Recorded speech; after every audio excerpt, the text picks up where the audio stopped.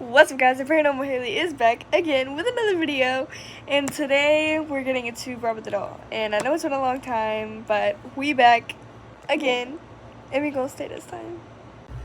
Robert the Doll dates back to the early 1900s when a young boy named Eugene, that's his name, Eugene Robert Otto, was given a one-of-a-kind handmade doll by a servant that worked for his parents in his home. Eugene, who everyone called Gene, named the doll Robert and quickly became attached to his so-called new friend. Where Eugene lived now is called the Artist House.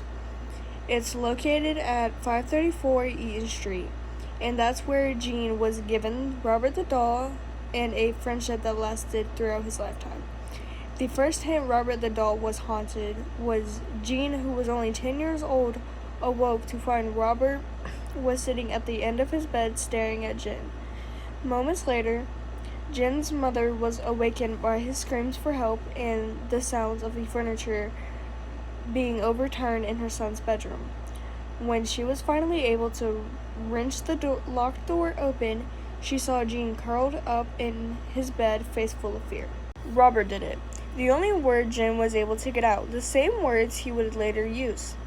Many times throughout his childhood, when something strange, mysterious, or destructive would happen, Gene's parents would hear Gene talking to the doll and getting a response back in a totally different voice. Gene's parents would witness the doll changing facial expressions, running up the stairs, giggling, staring at the window, and also speak. Throughout the rest of Gene's life, after his parents died, Gene moved back into their home with his wife, Anne. Gene thought Robert the doll needed a room of his own and placed him in the room upstairs that had a window overlooking the street.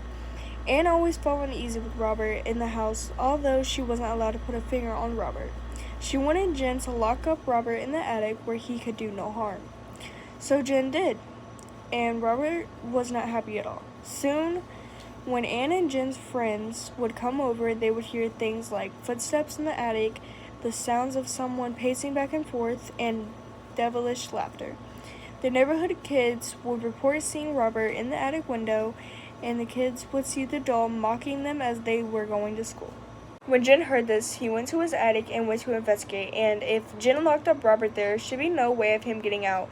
And to his surprise, there Robert was sitting in a rocking chair looking out the window. Although Gene put Robert back in a glass box locked up, Robert would always be sitting in the rocking chair looking out the window.